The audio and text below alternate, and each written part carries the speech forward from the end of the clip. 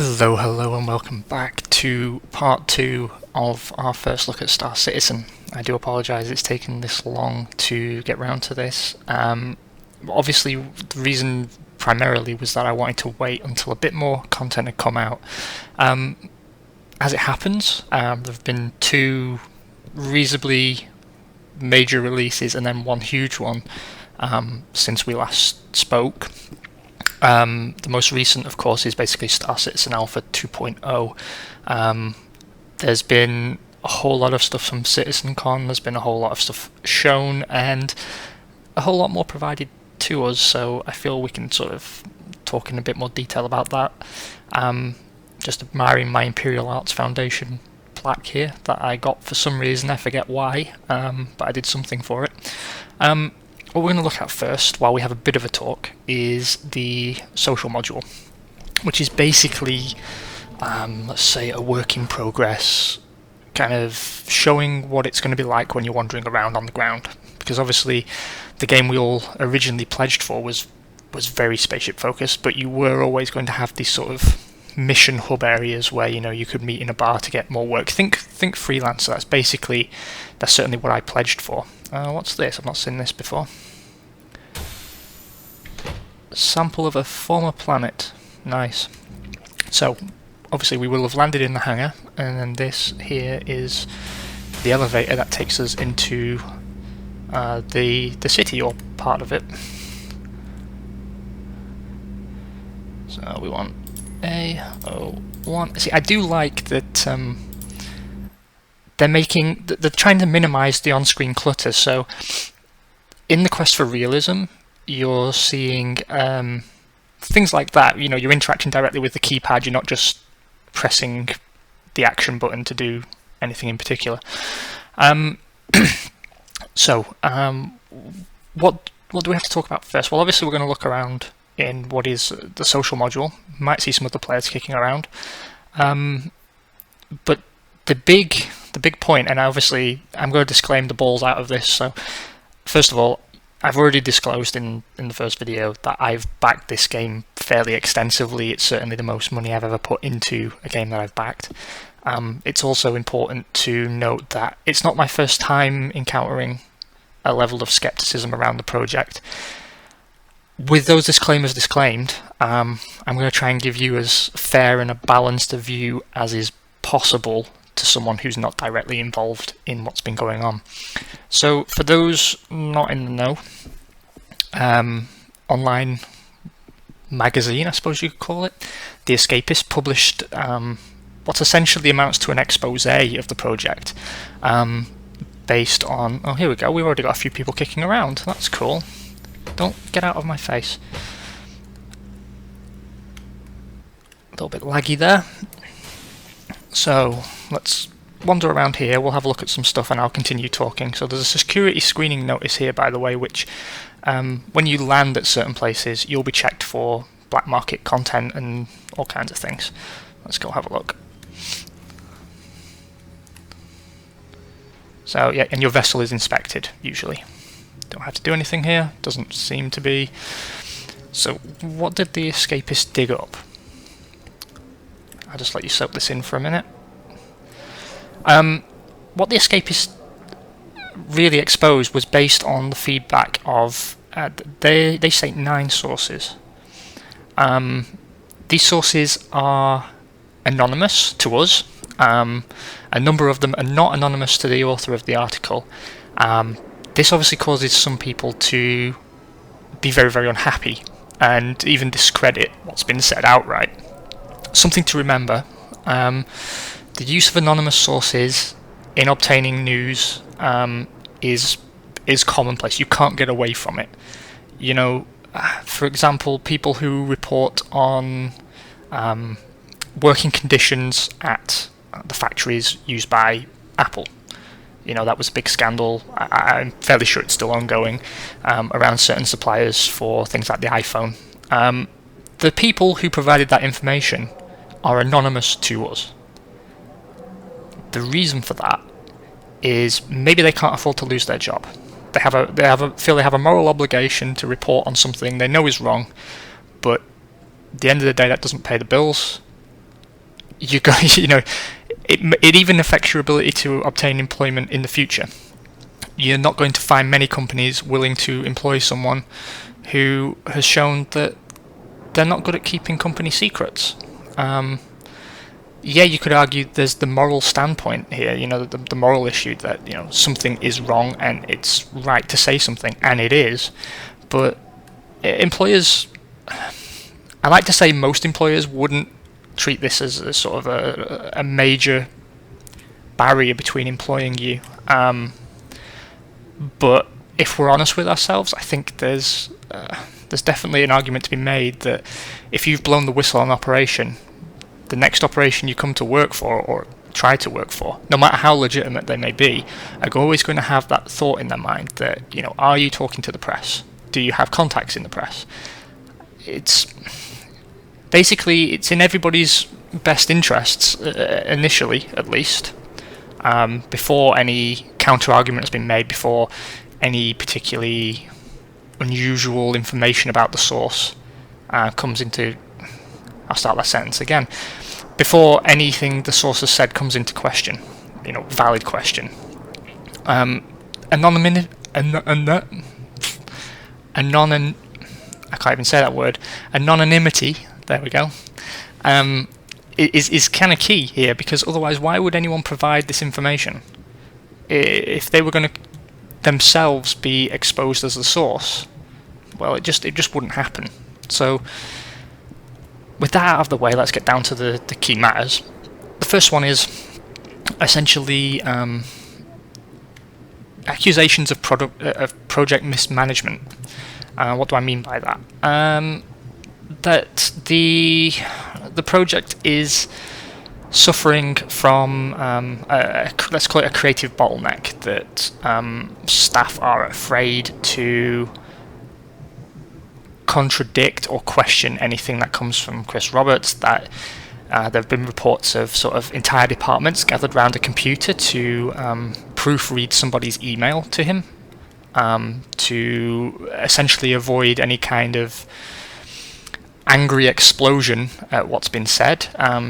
It makes it sound very much like he's a man who doesn't like to hear it's not possible, which, I think we can have some respect for. I think it's perfectly legitimate to say, do you know what, there's nothing wrong with pushing the boundaries, and I would agree. But what we're talking about here is the claim that essentially entire sections of the game have been produced and then scrapped, and the project starts again. And maybe to some extent that is necessary with a project of this size, but any other company sort of squandering resources that way would come under some significant scrutiny from their shareholders and their investors. And I know the first thing many of you are thinking is, well, Star Citizen doesn't have any investors. That's incorrect. They do. They do have investors. I believe there's some investors working on a profit share basis. I will definitely double check all that, and if I'm wrong, I'll definitely do a retraction video. But my understanding is there are investors, there are people involved fairly intimately with the project on a financial basis. Let's walk across to Astro Armada, which I believe is a ship showroom, and this is how you would buy new ships in the game. I could be completely wrong. It could be a nightclub for all I know. Now, obviously, scrapping and redoing entire sections of the game is expensive. It's not cheap, especially when the game itself is already expensive, which has led other questions to come into play about the financial viability of the project. That the money they've raised now wouldn't be enough to develop a game such as Grand Theft Auto. I don't put too much stock into that, given that they spend a lot of money on marketing. There's a M50 Interceptor there. And Star Citizen doesn't really need to do that. The truth is that it's very much something capable of marketing itself. It's certainly the most successful word-of-mouth project I've ever encountered. This does look very nice. Again, same disclaimer as the last video. If stuff looks a bit janky or doesn't look fantastic, it's the hardware, it's not the game. Basically, I can't run this on full settings. It's just not feasible. Moving on. So, what else?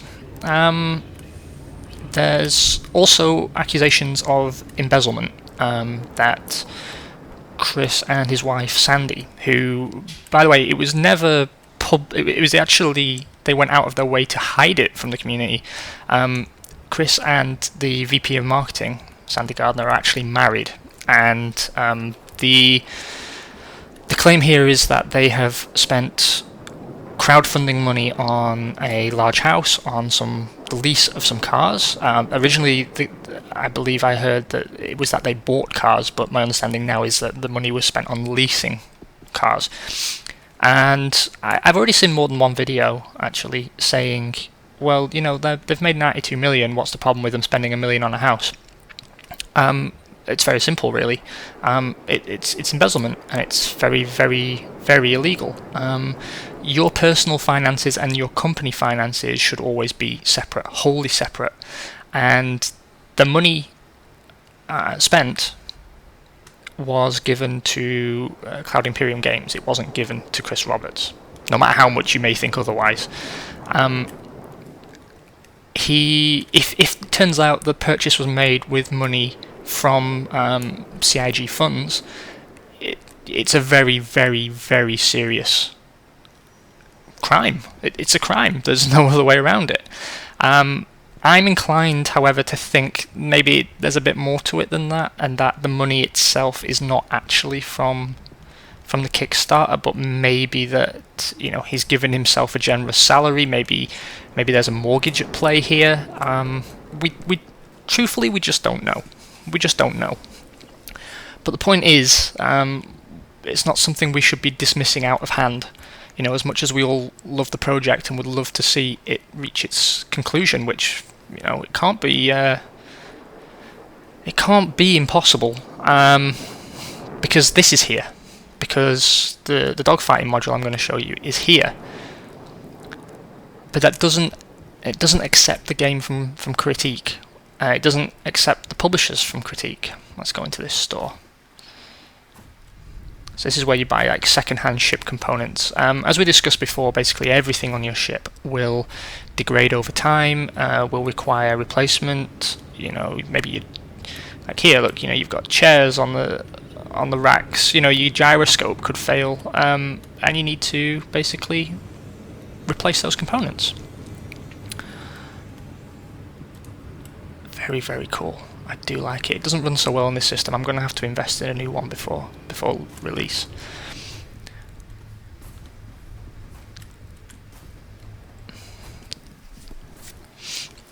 Other accusations that came out were of discriminatory hiring practices, that Sandy Gardner in particular would not abide the hiring of a female employee because she was black, that she has advised staff not to recruit new staff members over the age of 40 because they're a protected employee class that are thus harder to fire. The other claim is that of abusive, expletive-ridden emails sent to staff with colleagues essentially in CC. So not only do you have a strip torn out of you by your boss, but it's very public that it goes around the entire team. It's a very toxic work environment. I cannot vouch for that. Nobody can vouch for that outside of that situation. But anonymous sources or not, what you have is, I believe, 9, although one of those sources I would seriously call into question. But let's call it 8. Let's call it 8 that we have no real reason to doubt. And I believe 4 or 5 of those have been fully verified. So that means the legal department at the Escapist has gone over the source, has obviously felt secure enough in saying, yeah, we can go ahead and publish this, because if this goes to court, we've done our due diligence. You know, we have checked the validity of these sources. We can't tell the entire world who told us this information, But if it ever came down to it in a court of law and we had to reveal the identity of these people, what they have to say will stand up. And on that basis, we can produce this article, because this is, it may not be true, but it is a reliable source giving this information. They may have their own reason for giving that information, but the point is, if it went to court and it was found that all this was nonsense, it wouldn't be the escapist that was necessarily liable, provided they could prove they have done their due diligence and that they have no reason to doubt what the source is saying. Doesn't necessarily mean it's true, just that to the best of their knowledge, to the best of their ability to verify their sources, they'd done what they had to do. And I believe that's the case. You know, some people have said this is a slander piece, that this is there purely to attack the game. Bollocks. And you can't genuinely believe that, because it's a very expensive game to play for no noticeable gain. Who gains out of this at the Escapist? Who? Because I tell you what, that spike in traffic, it won't stick around, and in fact it's turned many of the Star Citizen community off the website entirely. I can't prove it, but you know, there's every possibility it's actually resulted in a net loss of readers. You know, the Star Citizen community is big. It's very big. It's very engaged in gaming. Let's have a look what's down here.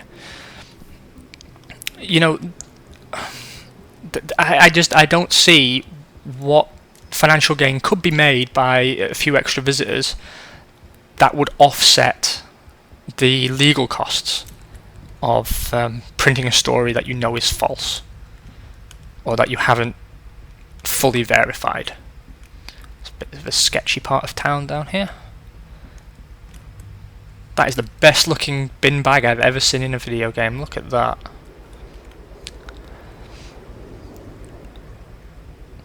Now, what's happened since all this is, first of all, a CIG employee has produced a forum post talking about how great it is to work at CIG, and does that door open? No, it doesn't. And they've made that available on the forums. The first thing to remember here is, of course they would. Of course they would. It's very difficult to call into question the validity of some anonymous, to us, sources saying that it's a toxic environment at CIG, and then lend equal, or in some cases greater, credibility to someone currently on the payroll at CIG who has to publicly step up and write a piece about how great it is to work there. Because, you know, I mean, we don't know why he wrote that.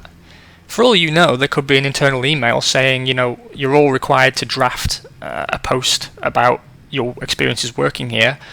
One of them will be put up on the forums. I mean, it sounds far-fetched, but we just don't know.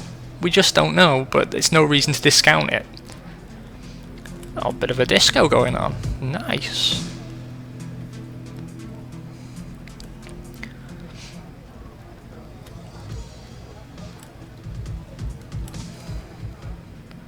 Something else to bear in mind is that there have been some less than consumer-friendly changes to the terms of service and the terms of the terms and conditions.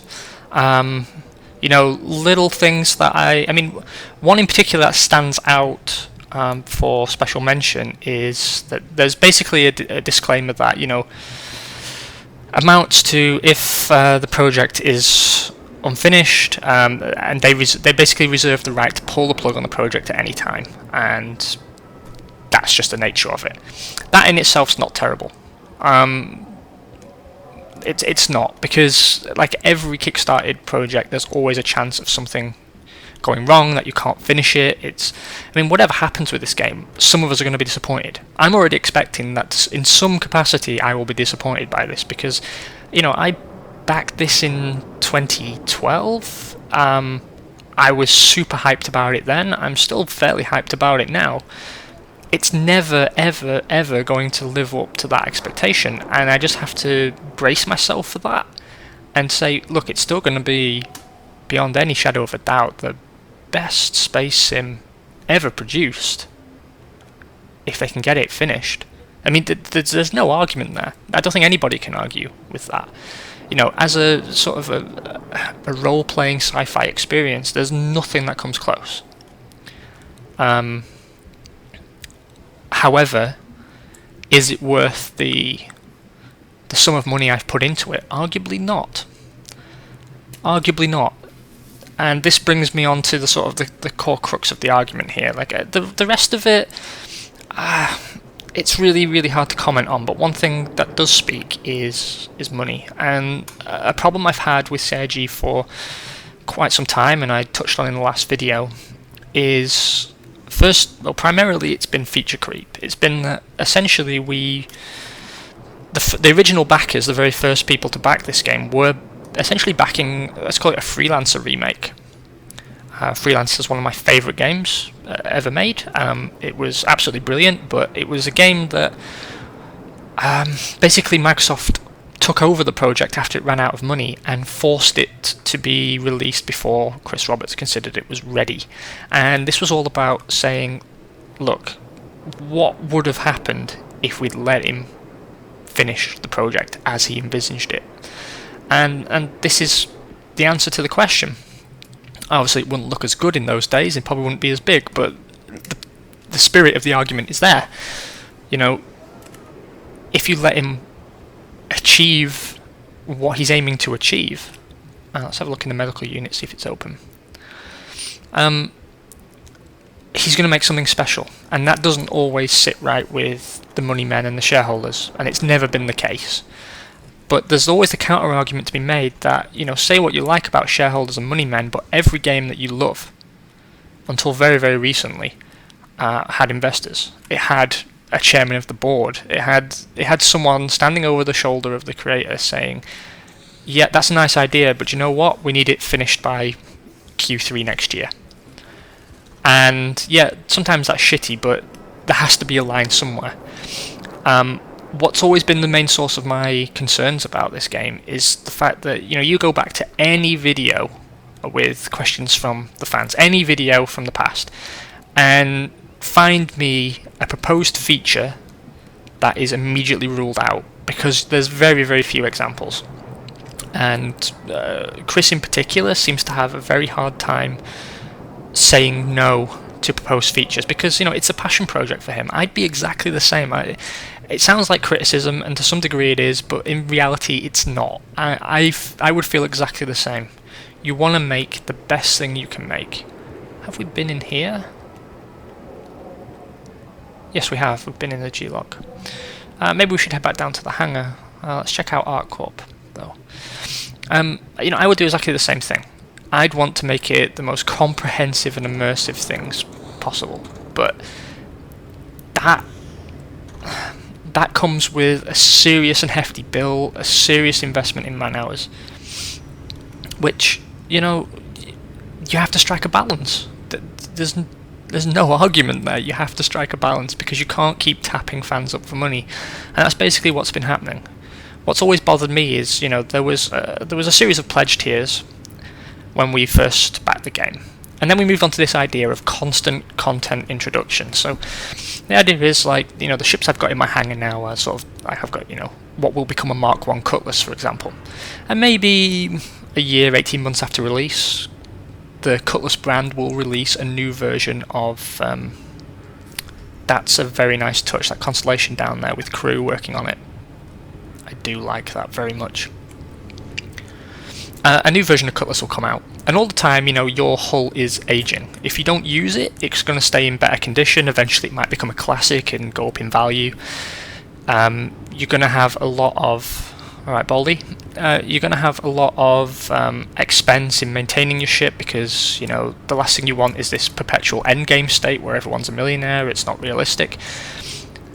And what that's kind of built up to is this idea of, you know, when I pledged, let's say, for my Origin 325A, that was the second, let's call it a second tier fighter.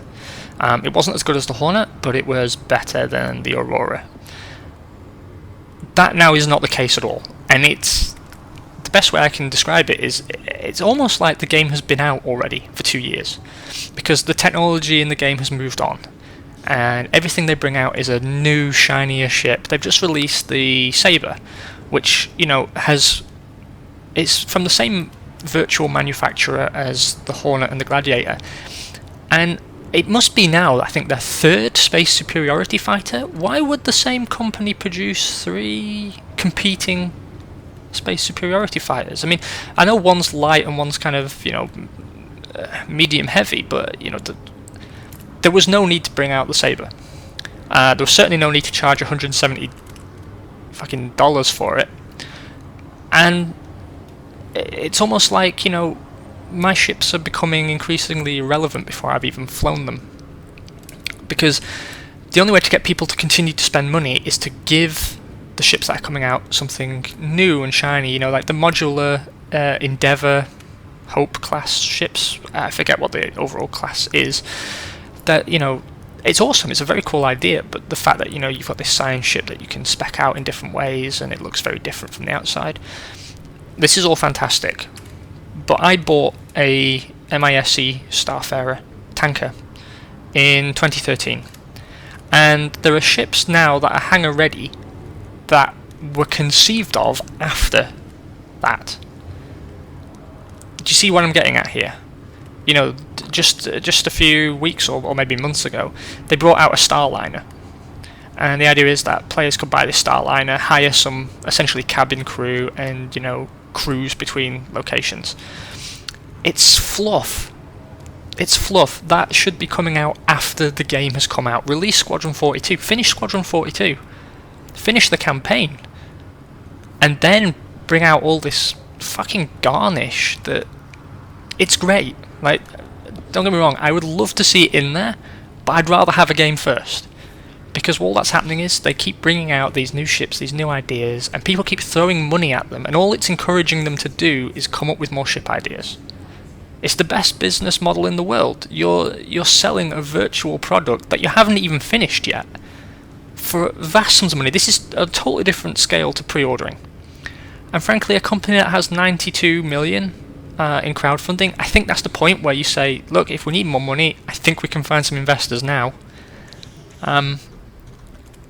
I think they probably can find some investors now, and I think it's probably time that they should. I certainly won't be spending any more money now. They've had enough out of me. That's it.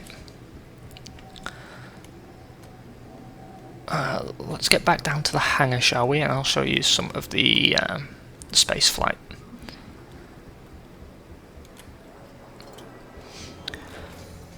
Now, unfortunately, the sort of controversy doesn't really end there, but let's... oh, I can't get out there. I thought I could. That would have been cool.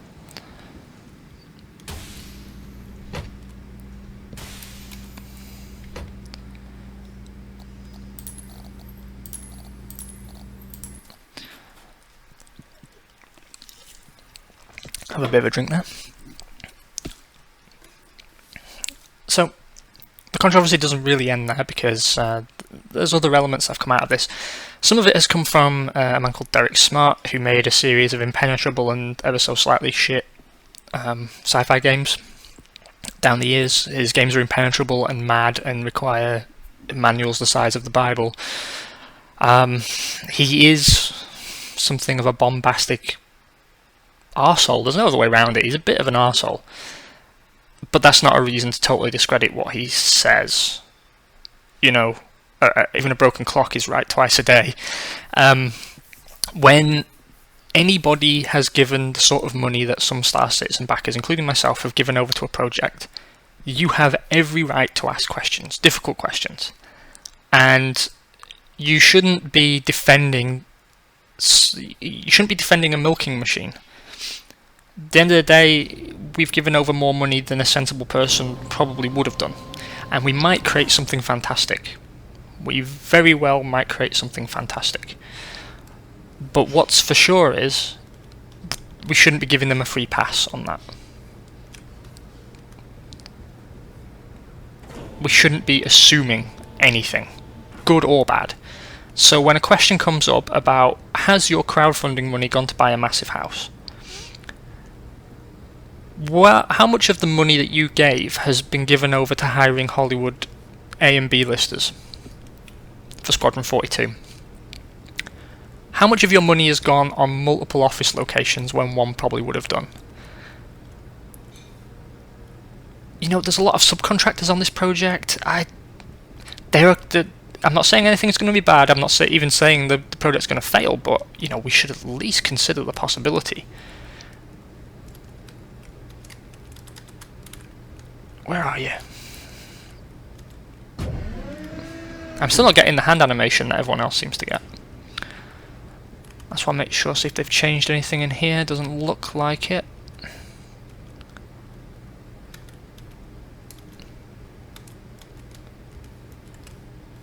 Oh, I don't have a turret, that's probably why. Well, looks all pretty much the same here. Let's go out into space for a bit, shall we? And I'll show you the damage is what I'm particularly keen to show you. Now, you know, in the interest of balance, just before we do go out, something else to bear in mind is that at several points down the years, people have expressed concerns about the lack of progress on the game. That it doesn't seem like anything's ever coming out to us. They're constantly, you know, one of my concerns is something like the Origin over there. By the time the game's finished, will it need a complete rework? Will it still be in keeping with the rest of the project? You know, technology moves quite quickly, and it's already been 3 years in development. When you look at a game like Duke Nukem Forever, which, you know, took literally forever to produce, everything had to be constantly reworked, and it kind of becomes this self-fueling machine.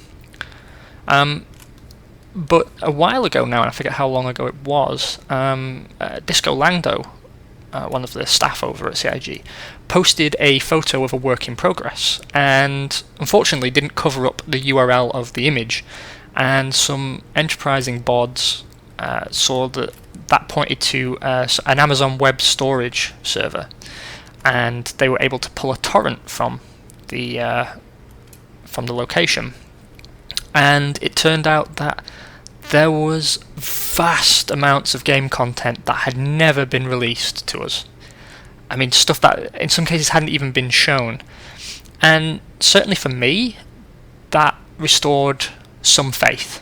But it's definitely a sign of this idea that, you know, entire sections of the game are made and then discarded and started again. And it's costing a huge amount of money to do that.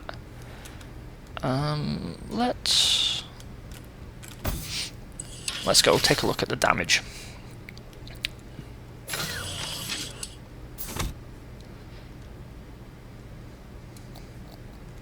So, obviously at some point the game's all going to come together into one big seamless experience, but for now it's very modular. So what I just showed you was the social module, this is the hangar module that we're in now, and then Star Marine is the first person shooter module, and Arena Commander is the dogfighting module. The FPS keeps being pushed back, but we have seen some in progress stuff here. Let's go for a drone sim without drones, first of all. And we will fly... Let's fly... Actually, I was having some problems with... Actually, yeah, we'll see if they fixed the problem, because I had a problem with 300i doing a wheelie when I land that prevents me from getting in and out of it properly.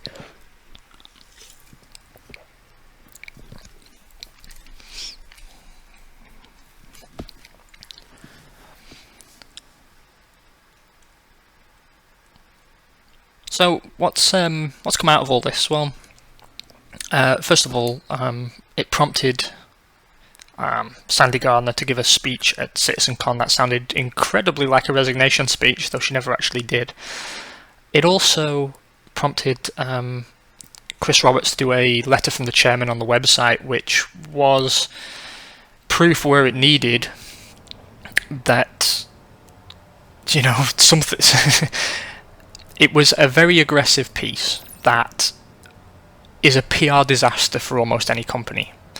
And some people will say, well, you know, it's a gloves off situation. He's just defending his project. He's calling people out who are talking bullshit, and maybe they are talking bullshit. You know, that's something we should remember. Just as I'm saying we can't discredit anonymous sources and we can't assume anything, that's a two-way street. It could all be bullshit. Let's head down to the landing pad first of all.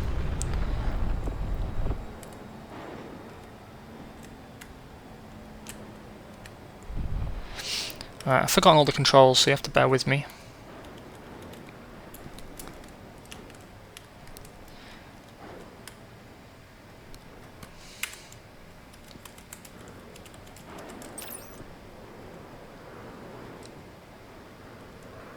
Oh, I like that.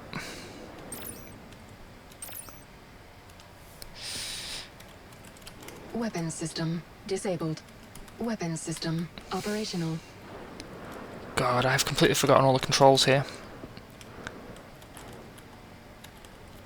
Ah, there we go. That's that. Initiating landing mode. Initiating combat HUD. Initiating landing mode. There we go, landing mode. Sweet. Apologies for that. It's not something that a normal CAO would have done, because it's bad public relations. It would put down your stock price were it a publicly traded company. It would not engender a lot of confidence from investors. It's just not done. It's just not done. You know, you let your PR people do the talking. You let your legal team do the talking if necessary. Landing gear deployed. Landing complete. Launch complete. Landing request approved. Yeah, same bug. Same bug. I have fallen out of the bottom of the ship. If any of you are getting the same bug, please do let me know, because it's annoying as all balls. But never mind, gives us a chance to do some shooting to show you the damage. Can I shoot off this cover?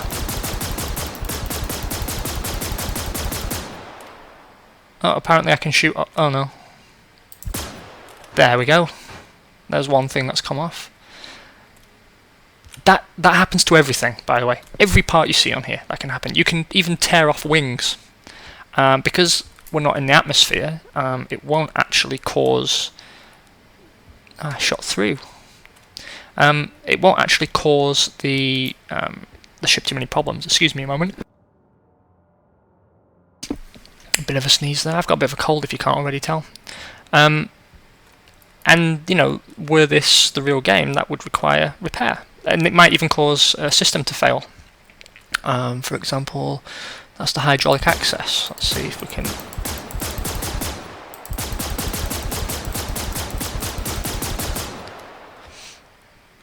Let's see what else we can get to fall off. It's a really weak gun, so I'm kind of... And I'm out of ammo. Balls. Never mind, what we'll do is we'll switch to a different ship.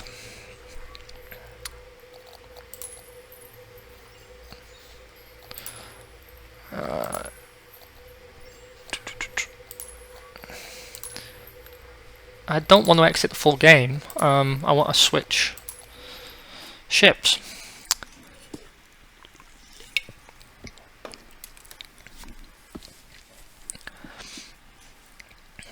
So of course, you know, the reaction, the extremists on both sides of the argument really are what raise a lot of questions for me. I think there's definitely something to find here. I don't think Star Citizen can come away from this with its reputation completely untarnished, because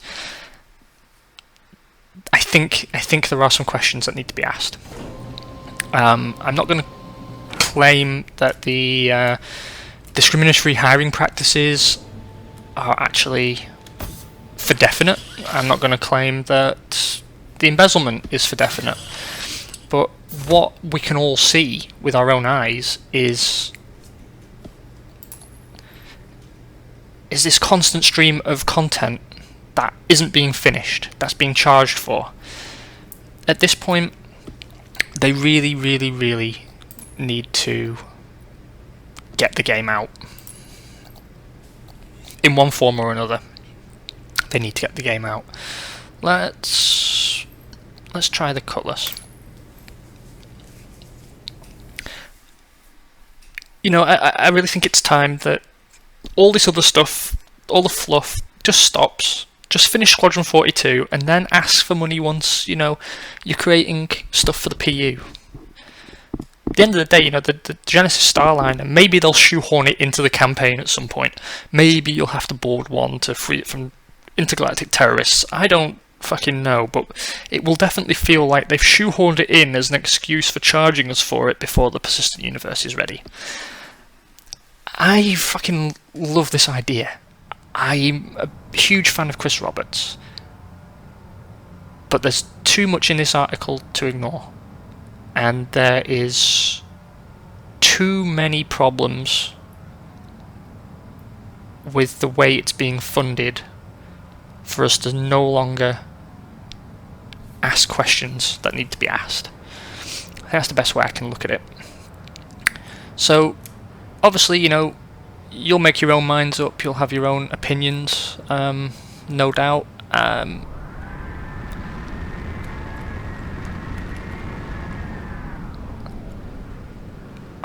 flew a bit too close to that beam, but I love the environmental hazards as well. I think that's really... We'll do some fighting shortly, but by the way, as I pointed out last time, this is not the version of the Cutlass that I actually bought, because that's still not flight ready. The Cutlass is one of the earlier ships pitched, so it's very, very frustrating that it's still not complete. But I don't know if they've made changes to the flight model, but it feels different. It feels better, actually. Let's just edge forward a little bit. Landing mode is on. Landing gear down. Landing complete. Launch complete. Yeah, we need to move a bit forward. Still getting the hang of it. Forgive me. Some people complain about the visibility, but you know what? I love the visibility. Landing complete. Okay. So this is just to show you that everything works the way it should. You know, we are in the universe at the moment. It's not the persistent universe, but it's essentially the same thing. And I can walk out into the back of my ship, and you know, I could have someone operating the turret. In fact, I might even get into the turret. Oh no, that was the docking collar that I've opened there. And now I'm sat in a chair. That's something that I could do with a little bit of work. I mean, I know they're trying to remove interface clutter and keep things as real as possible, but a little indication of what you're using there would be helpful. And of course, you know, same disclaimer as always. This is alpha. This is still alpha. So there's gonna be some jank here and there. I do enjoy a good chair, it turns out. Never mind. I'll mess about with the turret in a minute. Let's just get down the landing ramp. I'm still a sucker for a good landing ramp. And here we are. If I was in a Spectrum match, people could be flying around right now. They could come and strafe me on the ground, but whatnot. I just want to show you this version of the Cutlass really quick. This is essentially the utilitarian, stripped-down base variant favoured by pirates and poor people the universe over.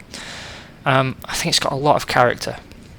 And say what you want about CIG, but they know how to make a good spaceship. You can see there how the thrusters have stayed in the position they were in to enable me to land. All of this is fully rotational. If I remember the controls for getting an external view, Let's get back in the cockpit first of all.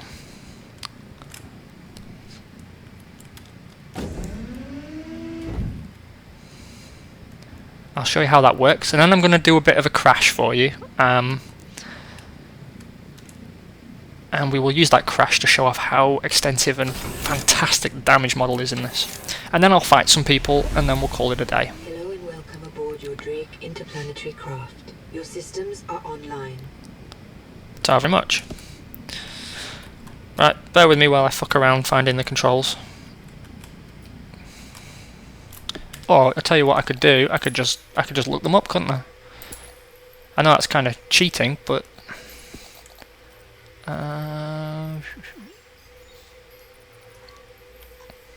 ground vehicle controls. There are ground vehicles, by the way, which is very, very important stuff.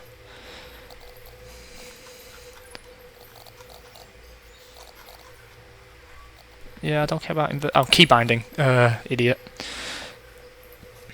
So obviously down here is the shield management, which I haven't really talked about. I'm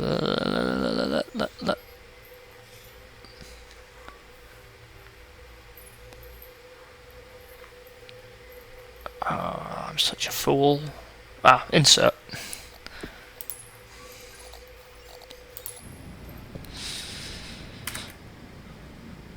There we go. So let me show you the flight model. Oh, no, apparently not, because I got out of the fucking chair. Now we go. Let's turn off chat. Nothing good ever happens in chat. Hello and welcome aboard your Drake interplanetary craft. Your systems are online. Launch complete. Landing gear up. So, obviously not much is happening now because the small thrusters that you can see on the wingtips, well close to them, are doing the work because we're moving quite slowly. If I build up a bit of speed,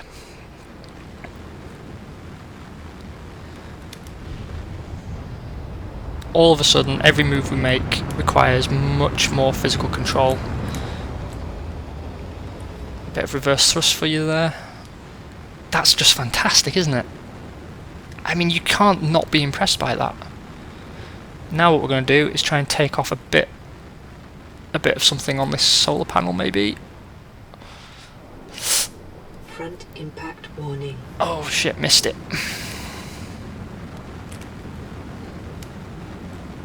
Still getting used to the flight model.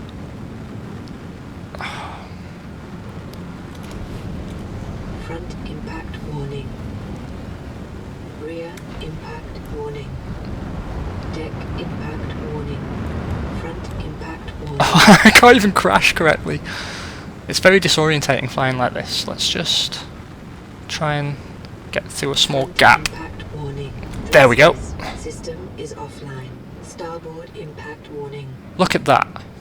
So now we have one engine on the rear. And yeah, we're in trouble. Because now we can turn System online. one way better than another. We've got... Oh, Jesus. I'm glad I got there in the end, though. Let's get back to the landing pad.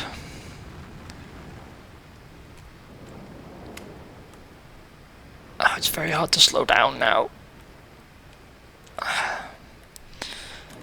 Thrusters are running low. Landing mode is on. The computer seems to have a bit of a Geordie accent, which I approve of. Let's just get ourselves down. Landing gear down. Weapons system. System is offline. Thrusters are running low. Launch complete. Thrusters are running Landing low. complete. That's good. Let's use the other hatch.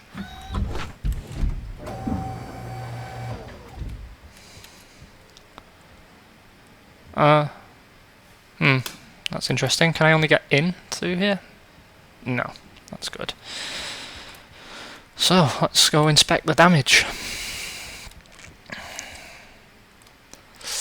Doesn't look so good.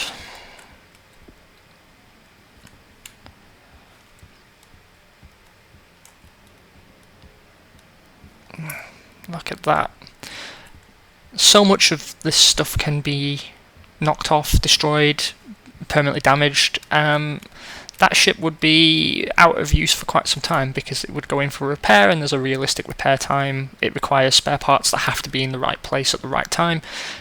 That's when you start to really... there we go, that's what I wanted. Get away from the gravity generators. That's when, you begin to appreciate the scope and the magnitude of this game.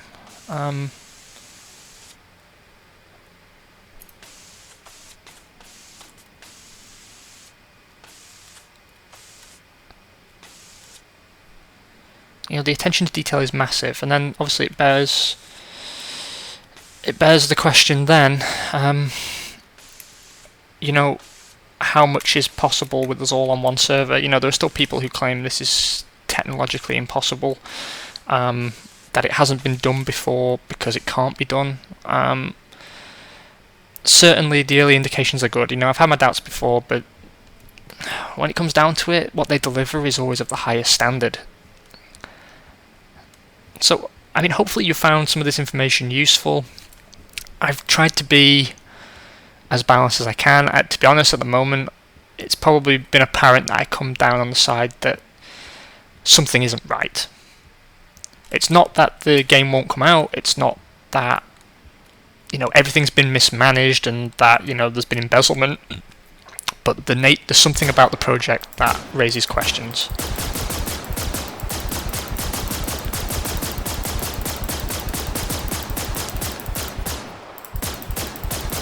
No, you're not coming off today.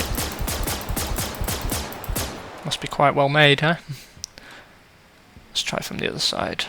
I'll try this one maybe. No.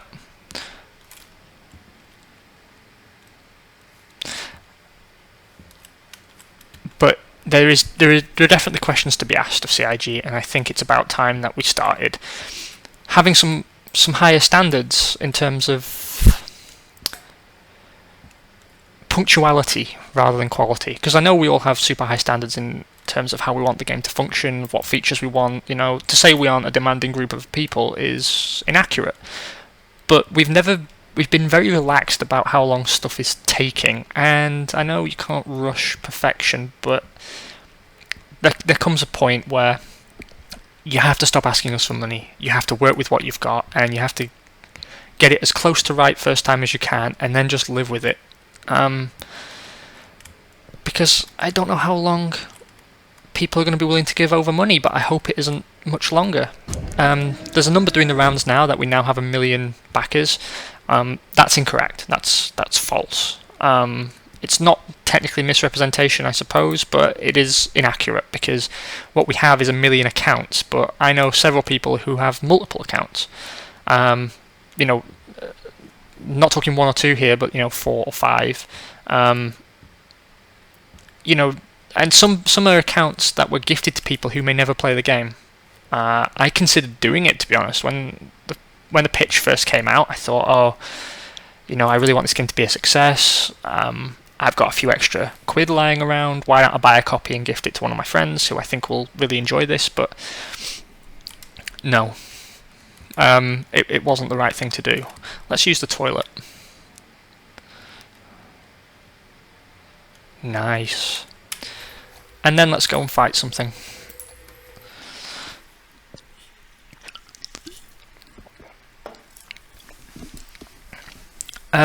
So that number isn't technically accurate.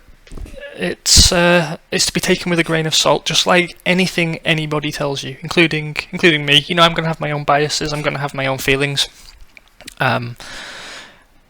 Maybe I give more weight to one piece of evidence than you might. It's perfectly fine to disagree. I've been having an exchange on Twitter with Gio from Giogetmoney. I'm a fan of his channel. He puts a lot of effort into his videos, way more than I do. What he does is to a very high standard, but we happen to have markedly differing opinions around the Star Citizen scandal. But you know what? That's absolutely fine, because we were civil to each other, we were friendly, we respect each other. I certainly respect what he does. and that's healthy. That's healthy debate, you know. So, you know, if you are looking for another perspective on this, go check out his videos. I'll put a link in the description below, and you can basically have your mind made up based on looking at both sides of the evidence. We will Gladiator or Cutlass. Let's go Gladiator. Another video that's really worth looking at, that's going to cover this whole thing in much less scatterbrained manner than I have, is Scott Manley. You know, Scott's the granddaddy of internet spaceships. Huge fan of his. He's able to play these sci-fi games to a much higher standard than I've been able to, because, you know, he gets his head around these complicated ideas. He manages to mix a lot of real science into what he's doing. Chances are, if you're watching this and you haven't heard of him, I would be very surprised, because he's certainly one of the biggest YouTubers out there. Well, in this sphere at least. He's done a great video. I'll link to that as well. Vandal swarm initiated. That's an interesting glitch. Warning. I'm looking out of my own testicles. Scanning.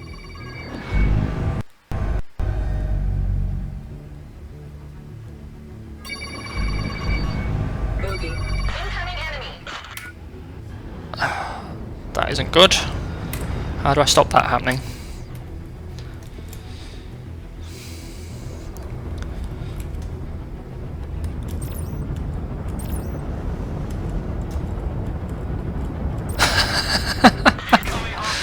Yep, there are still bugs, people. There are still bugs. The testicle bug is a new one. Not seen that before.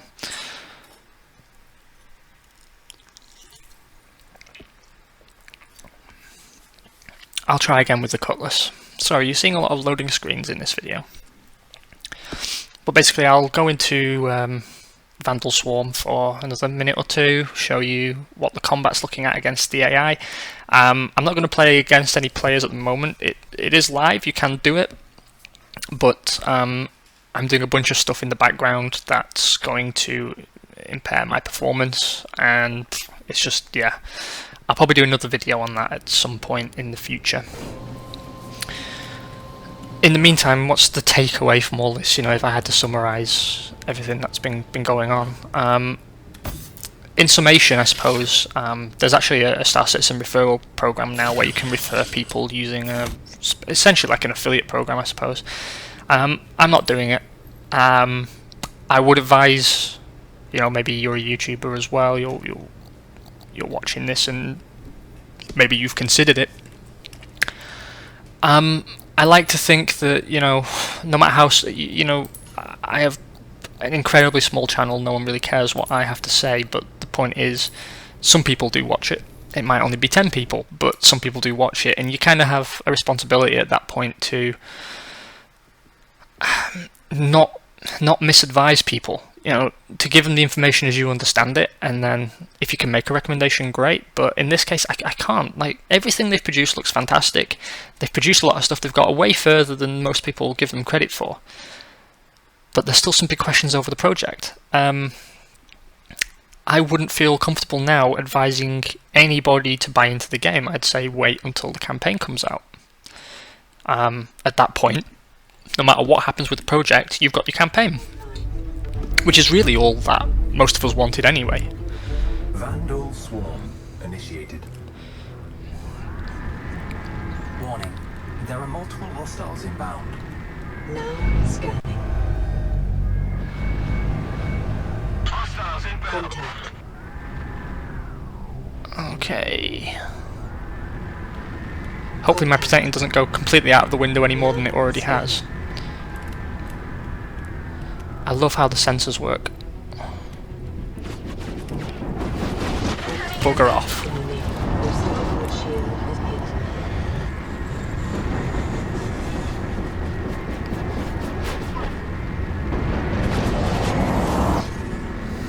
Incoming hostiles.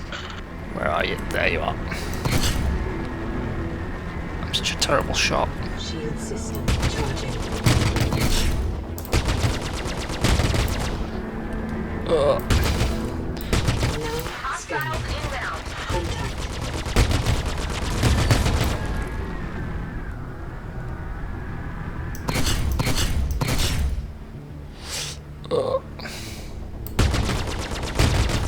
The gimbaled gun is so much better than the non-gimbaled.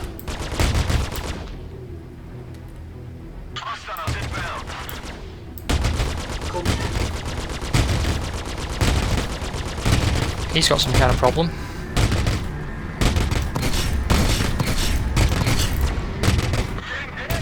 Congratulations. Target is destroyed. That's one down.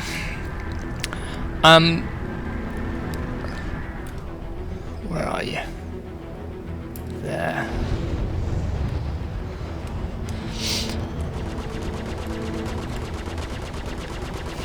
Obviously the counterpoint to what I was just saying is that the project being in trouble, I've checked Twitter and there are some people asking for refunds now from CIG, and they are getting them in a lot of cases. So if you have backed and this has brought some concerns up for you, it is always a possibility. I'm considering it myself, to be honest. I'm not saying that anything necessarily is untoward, but the fact that the question has been raised is legitimate. And Target is destroyed. that's another one down. Stop shooting me, you fuck. I just blacked myself out a bit. Oh wow, I really have blacked myself out. Your rear shield is hit. Oh, that didn't do me any favours.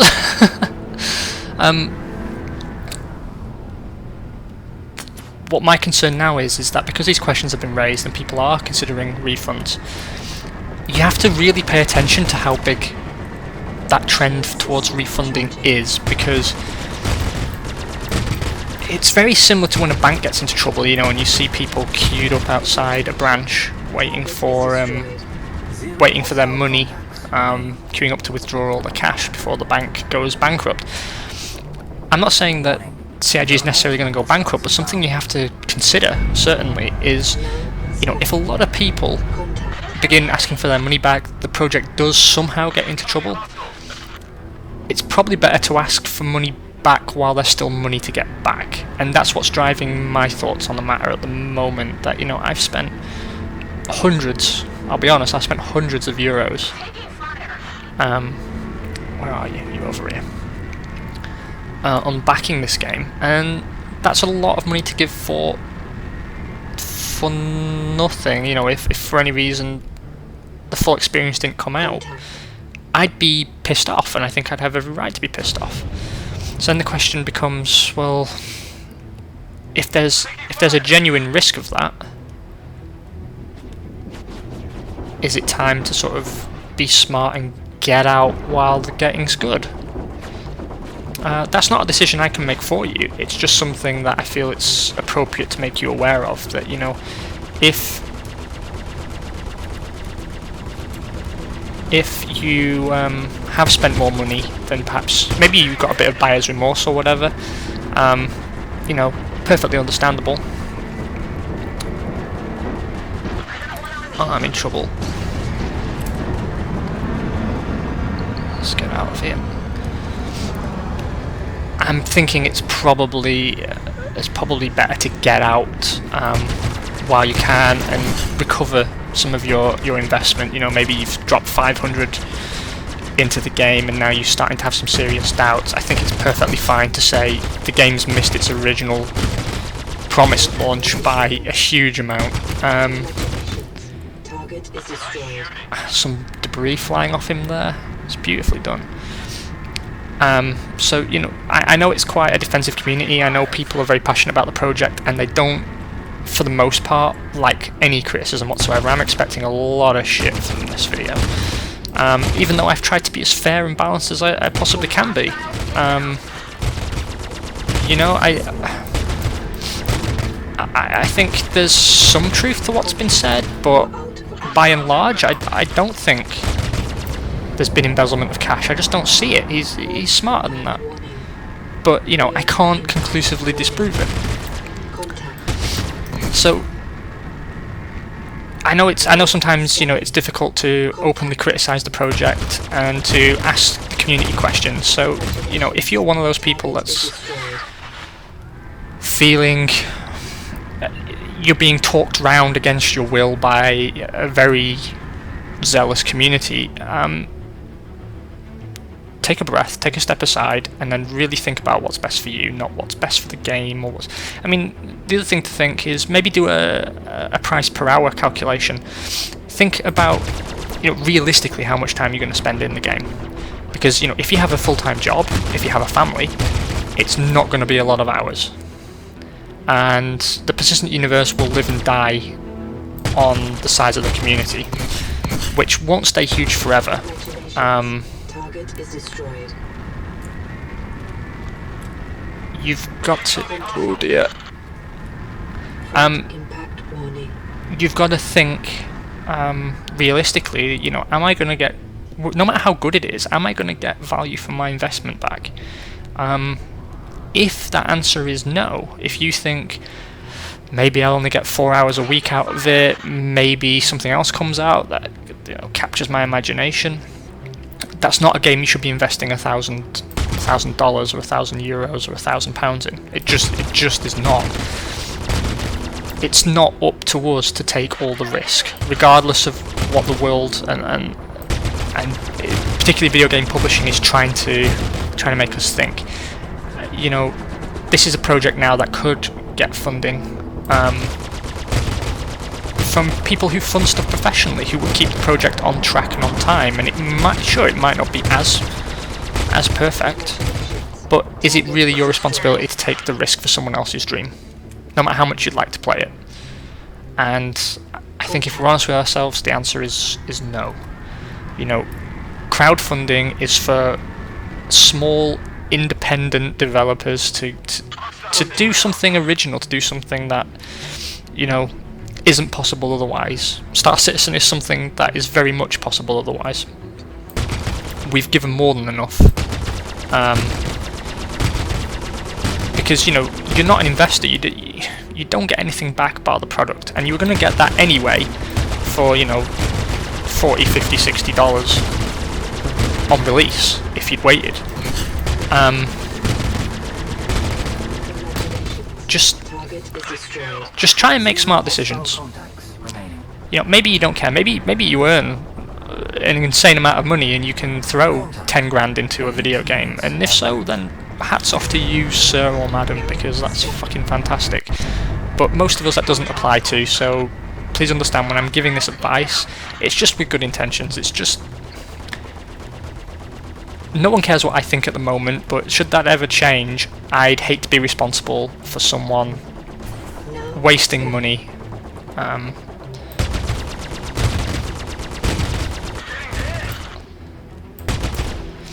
I'd hate to be responsible for someone making a bad decision just because I couldn't be asked doing my research properly, or because I had any kind of vested interest, you know. That's why, I mean, it's not such a big problem now because no one knows who I am, so no one's interested, but, you know, it's why I won't ever do promotional content. You know, I'm not going to take money from anybody because I'm doing this for fun. This isn't what I want to do for a living. If it's successful at any point, then I'll be pathetically grateful for that, but, you know, I don't monetize my videos. I'm not interested in business partnerships of any description.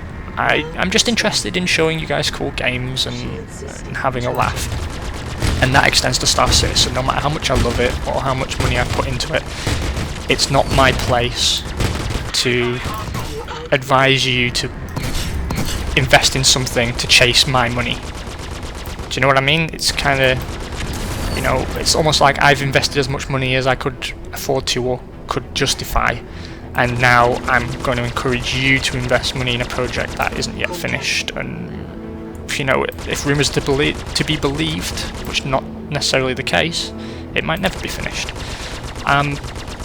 That's got to be your decision. So please, whether you agree or disagree with me, do some research, watch lots of videos. People who are talking shit, it's very easy to pick them out straight away because they'll never offer counter arguments, or they'll shoot down a singular counter argument on a very flimsy basis. I hope this has been helpful. It's been fantastic fun showing to you. I'm really pleased with how things are coming along. I still haven't reached any conclusions myself. Maybe that's come across in the video. I'm very agnostic about what to do at the moment. But, you know, do your research. Please feel free to leave a comment below, whether that's agreeing, disagreeing, personal abuse about my family, whatever. It's all good. We're all bros here, and I'll see you next time. Take care.